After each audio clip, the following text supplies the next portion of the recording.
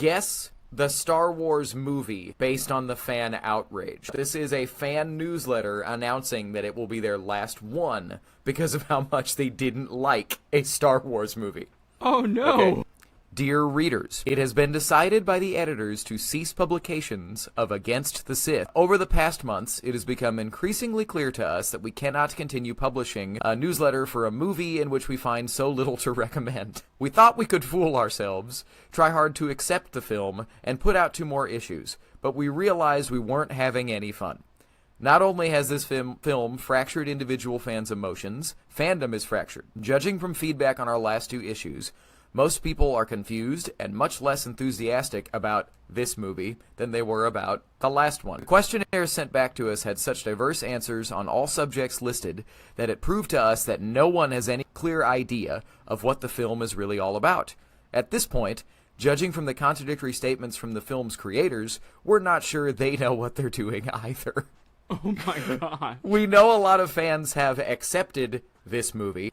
For us, this movie left out the most important ingredient, love, from which flowed an innocent sense of fun. Without this, the film is a peeled 0. It is not for us any great piece of literature, philosophy, or religion. The filmmakers took themselves too seriously, and fandom is following suit. It happened in Star Trek, and when this happens, we split. We just cannot go on with a project if we find the subject so lacking. To us, this movie is a dead thing with no life. Zach, what Star Wars movie do you think they're talking about? I have some context clues, right? It's Sure. Against the Sith, so it's not original trilogy. Okay. It's not Empire, which I know some people hated Empire when it first came out, too. Like, modern fans would be like, oh, this is The Last Jedi. I also don't think it's that. I think it's my least favorite Star Wars film, which is Attack of the Clones. Okay, so you want to know something wild? This fanzine was mailed out and published on January 3rd, 1981. Wow. This is about The Empire Strikes Back.